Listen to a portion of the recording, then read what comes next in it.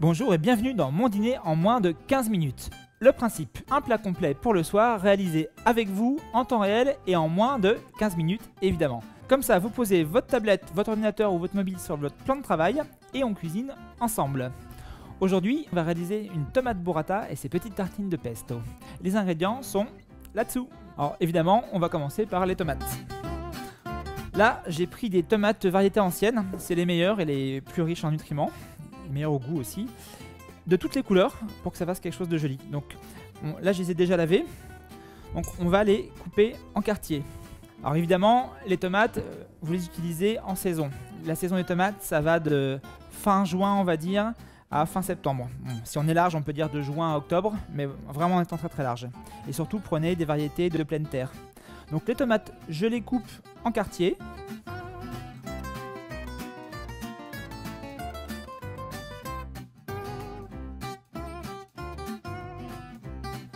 Si vous voulez, sur Marmiton, vous retrouverez une vidéo sur le festival de la tomate pour découvrir la tomate sous toutes ses formes et dans toutes ses variétés. D'ailleurs, vous saviez que la tomate était un fruit ? Non, vous saviez pas ? Eh ben, faut venir plus souvent sur Marmiton. Voilà, quand il y a un gros pédoncule comme ça, j'y vais carrément avec la pointe du couteau parce que c'est la seule partie de la tomate qui soit un petit peu filandreuse, filamenteuse. Donc voilà, j'enlève cette partie-là et après je peux couper allègrement. Alors surtout, quand vous achetez des tomates cœur de bœuf, parce que là on parle des variétés anciennes, achetez des vrais cœurs de bœuf. La vraie cœur de bœuf, bon ça c'est pas une cœur de bœuf, mais la vraie cœur de bœuf, elle est en forme conique, c'est-à-dire qu'elle est plus large en haut du côté du pédoncule qu'en bas. Parce qu'on fait maintenant des cœurs de bœuf hybrides qui sont plus larges en bas qu'en haut. Et elles n'ont aucun goût. Et surtout, ce ne sont pas des vrais cœurs de bœuf. Donc préférez la vraie, l'unique, l'inimitable. Bon. C'est un peu le bazar ici. Je vais tout mettre dans mon saladier. Hein. Ça sera plus simple. Posément. Alors surtout les tomates. Jamais au frigo. Si vous mettez une tomate au frigo, elle va perdre toute sa saveur. Elles sont belles ces petites tomates de saison. Oui, donc comme je disais, les tomates, comme beaucoup de fruits d'ailleurs, car la tomate est un fruit, on l'a dit, jamais au frigo. Il vaut mieux les manger rapidement, parce qu'effectivement ça s'abîme vite. De toute façon, les fruits et les légumes, vous les gardez pas une semaine, hein, sauf si vraiment vous avez des fruits qui sont pas mûrs du tout. Mieux vaut les garder dehors et les consommer très rapidement, quitte à refaire un plein de fruits. Hop, je me fais mes petits quartiers de tomates comme ça, grossièrement, pas la peine de faire de la dentelle. Si vous voulez, vous pouvez aussi enlever la peau avec un épluche tomate qui est une espèce d'économe avec des petites dents. Bon, parce qu'il y en a qui digèrent mal la peau. Donc l'idée c'est de le faire sur les tomates qui ne sont pas encore trop mûres, parce que si elles sont trop mûres, quand vous allez enlever la peau, vous allez enlever la moitié de la tomate avec. Pour la vinaigrette, on va faire quelque chose de relativement simple, avec du vinaigre balsamique, de l'huile d'olive et puis du sel. C'est la base de la base, hein. Je vous rappelle la base de la vinaigrette. Un corps acide, un corps salé, en l'occurrence du sel, mais ça peut être aussi de la sauce soja. Un corps gras et éventuellement un corps sucré qui peut être un sirop ou juste du sucre et une texture qui peut être de la moutarde, du wasabi, même de la pâte miso, etc. Donc je prends mon vinaigre, voilà, j'en verse de manière généreuse. On peut le faire avec du vinaigre, mais c'est vrai que le balsamique amène aussi ce petit côté sucré qui est sympa. Voilà, du sel, je vais mélanger. La première étape, c'est de faire fondre le sel dans le vinaigre.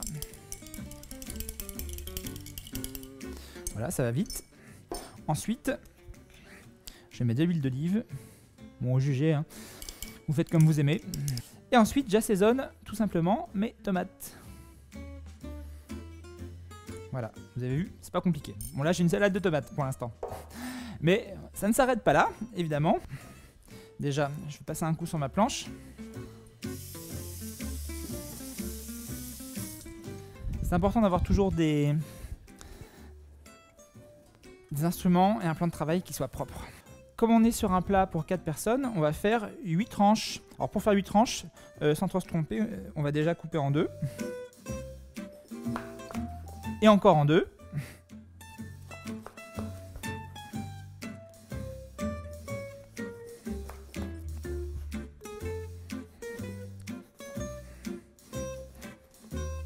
Et comme ça, on va avoir 4 petites tranches par personne. Je mets tout ça dans le grille-pain. On va préparer le pesto. Alors le pesto, il faut savoir que c'est quelque chose qui vient du verbe génois, la langue génoise, qui date d'il y a quelques siècles, qui veut dire piler. Donc effectivement, ce sont des choses pilées ensemble. Donc on a besoin de quoi pour notre pesto? Sachant que là c'est un pesto original à la genovese, à la génoise. C'est un pesto de basilic. D'ailleurs, d'où le terme pistou, qu'on retrouve aussi en Provence. Alors on va avoir besoin de notre basilic, un peu de parmesan râpé qu'on utilisera plus tard, des pignons de pain et le reste. Là je prends une grosse gousse d'ail. L'ail c'est très bon pour la santé. Ça fait baisser la tension, donc à moins d'avoir de l'hypotension, vous pouvez y aller. En plus, c'est très très bon pour plein de choses. Alors là, je vais casser ma gousse d'ail pour la dégermer. Bon, vous n'êtes pas obligé de le faire. Alors ça permet d'enlever la peau assez facilement, comme vous voyez. Et ça permet d'enlever le germe qui est un petit peu amer. Donc bon, mais là dans le pesto, ça va pas trop se voir. Donc j'ai juste enlevé l'extrémité, ça devrait suffire. Il y a une chose qui est très importante dans le pesto, c'est l'ordre dans lequel on va mixer les choses. Alors, je vais chercher mon appareil.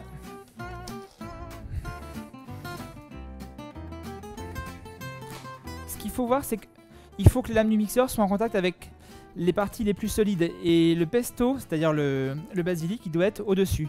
Comme là, c'est un bol inversé, on va retourner, on va faire l'inverse. C'est-à-dire qu'on va mettre le basilic au fond, de manière à ce qu'il soit sur le dessus. Donc je prends mon bouquet de basilic qui est dans un sachet plastique avec un petit peu de papier d'essuie-tout humide autour. Je l'effeuille. Bon, il en faut beaucoup. Hein.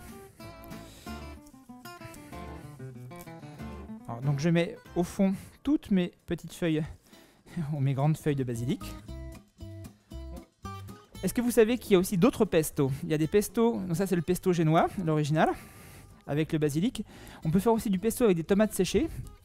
Ça s'appelle du pesto portofino. C'est plus au sud. On peut aussi faire du pesto avec de la pistache, de la menthe. Après, vous pouvez carrément inventer votre pesto. C'est vraiment une question de créativité et d'utiliser ce que vous avez sous la main ou dans le frigo, comme d'habitude. Voilà, là on en a pas mal. Dedans, je vais mettre aussi ma gousse d'ail et je vais mettre des pignons de pain. Ça va aller parfaitement. Hop, mes petits pignons de pain. Je mets de l'huile d'olive et le sel. Il en faut, mais pas trop. Maintenant, alors une chose importante, quand vous faites le pesto, le parmesan, vous ne le mettez pas au moment où vous mixez, parce que sinon ça va rendre le pesto élastique. Donc très important. Là, on va mixer sans le parmesan. Donc,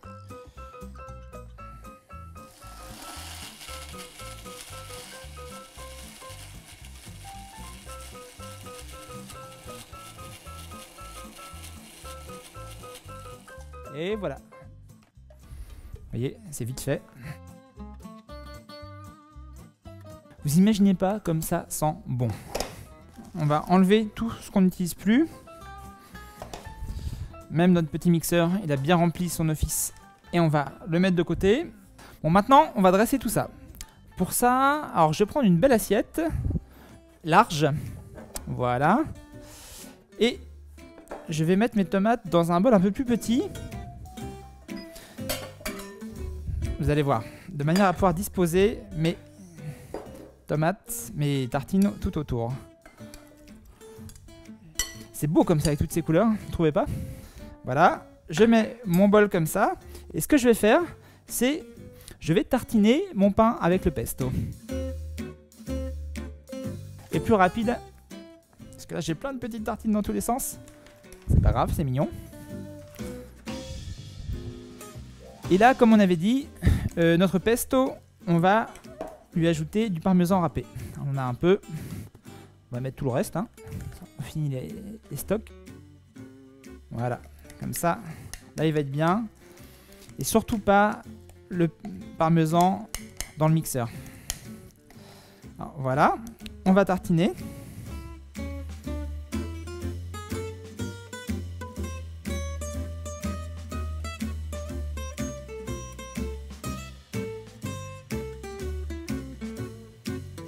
Alors, après, on va mettre la burrata.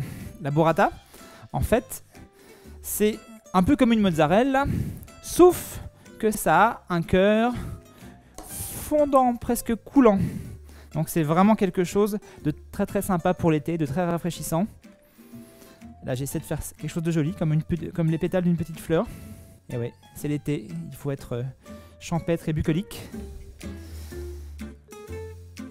Donc, vous voyez, ça serait plus simple avec des grosses tranches. Hein. On le saura pour la prochaine fois. J'y vais généreusement, tout en laissant quand même un petit peu pour les autres tartines.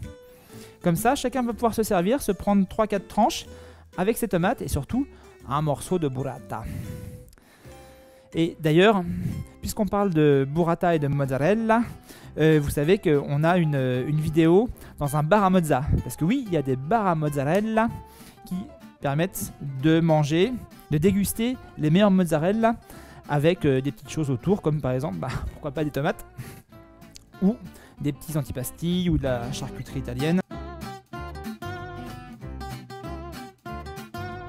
On peut vraiment utiliser ce qu'on veut, ce qu'on a sous la main. Bon là, j'ai pas été très généreux sur les premières, je vais compléter mon... voilà, j'en ai un peu plus. Et puis le reste, on peut le garder pour faire des pâtes au pesto, c'est très très bon. Ah bah, il m'en reste une. Voilà, maintenant on n'a plus qu'à placer au milieu de ce tableau une burrata qu'on va ouvrir. Qu'est-ce que c'est bon la burrata, tellement crémeux. Donc vous voyez, ça se présente dans son emballage. Alors, pourquoi je suis pas allé la chercher au frigo?